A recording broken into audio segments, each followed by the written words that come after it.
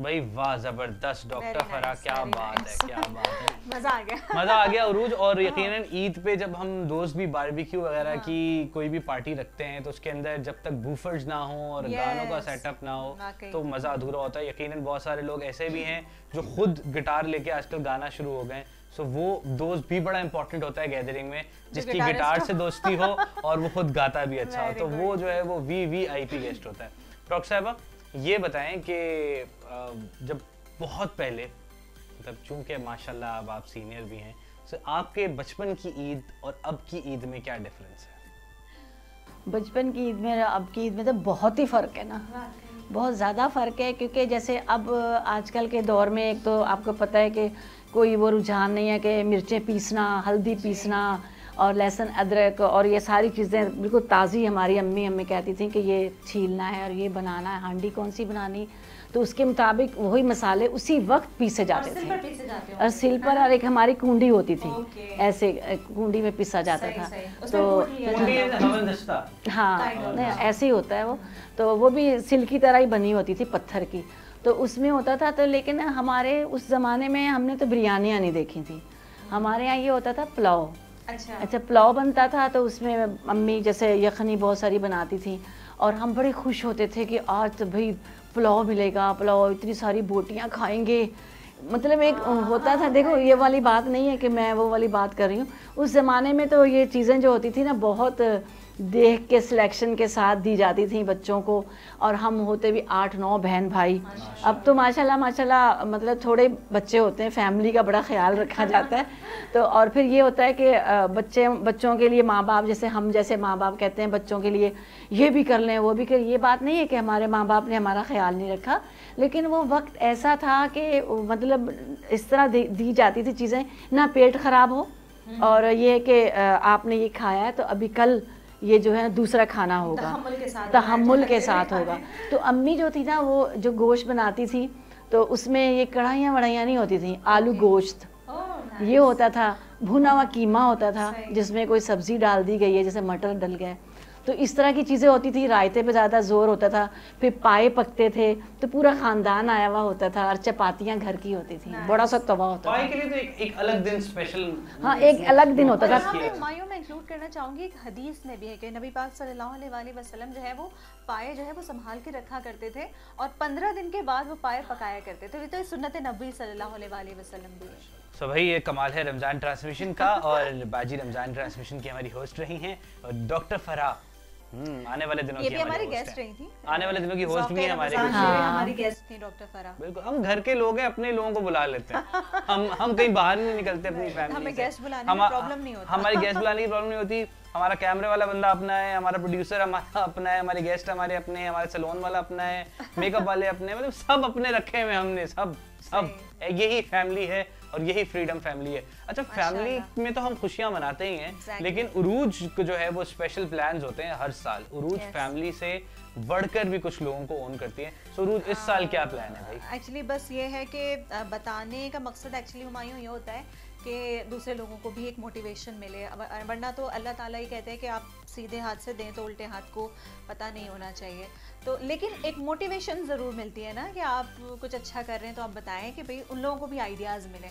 तो मेरा प्लान है इस बार ओल्ड एज होम विज़िट करने का। वो मैं यूजुअली करती हूँ, लेकिन एक जो कुर्बानी का गोश्त जो है वो होगा उसको मैं फ्रीज़ करके रखूँगी अलग से, और मैं चाह रही हूँ कि मैं खुद अपने हाथ से बिरयानी बनाऊँ या कोई भी ऐसी डिश बनाऊँ और फिर हम वहाँ पे विज़िट करें ओल्ड एज होम में। तो बड़ा मज़ा आएगा, साथ मिल के खाते हैं तो बड़ा अच्छा लगता है, और वो लोग भी बहुत खुश होते हैं कि जब उन्हें लगता है कि कोई आया है उनसे मिलने के लिए।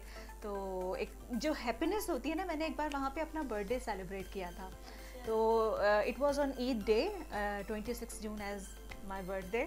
तो वो ईद का फर्स्ट डे था, तो मुझे बहुत अच्छा लगा था, तो मेरी वो बर्थडे बहुत यादगार थी, बहुत मज़ा आया था, मैंने बहुत इन्जॉय किया था।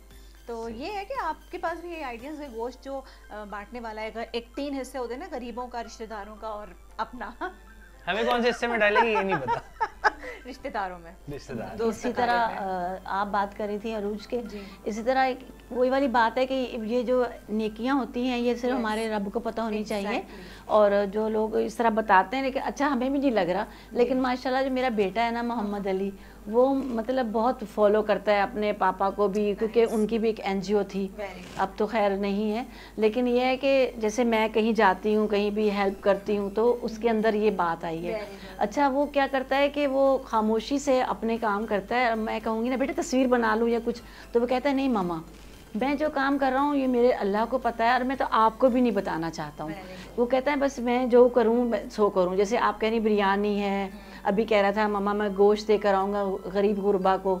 तो ये हम लोग जब बड़े अपने बच्चों के सामने सब करते हैं तो बच्चों के अंदर खुद ब खुद ये बातें पैदा होती हैं, और शुक्र अल्लाह का कि हमारे बच्चे जो हैं हमें फॉलो कर रहे हैं माशाल्लाह। डॉक्टर साहिबा खुद और उनके हस्बैंड तो मसीहा हैं, दोनों डॉक्टरी के शोबे से वाबस्ता हैं, कितने लोगों की जानों की हिफाजत करने पर मामूर हैं। हमारे यहाँ कोविड जैसे मूजी वबा जब आई उस दिन से लेके आज तक डॉक्टर साहब और डॉक्टर साहिबा खुद क्लिनिक जाना शुरू हो गए। ऑल्दो वो प्रैक्टिस में नहीं है, वो क्लिनिक नहीं करती, लेकिन उन दिनों में जब हमें सबसे ज़्यादा डॉक्टर्स की ज़रूरत थी तो फ्रंट लाइनर्स ने हमारा बहुत साथ दिया और डॉक्टर साहिबा भी क्लिनिक करना शुरू हो गई। तो माशाल्लाह दोनों मियाँ बीवी बड़ा ज़बरदस्त काम भी कर रहे हैं, और ज़बरदस्त काम हम और भी एक्सपेक्ट करते हैं, करते रहें। लेकिन एक छोटा सा गाना भी सुन लेते हैं साथ साथ। डॉक्टर साहिबा हूँ और गाना रोज भी वैसे माशाल्लाह अच्छा गुनगुना लेती है, लेकिन डॉक्टर साहिबा के आगे सबकत नहीं ले जा सकती, तो इसलिए अगली बारी फिर डॉक्टर साहिबा जरा गाना सुनते हैं और फिर आते हैं वापस। चले भाई।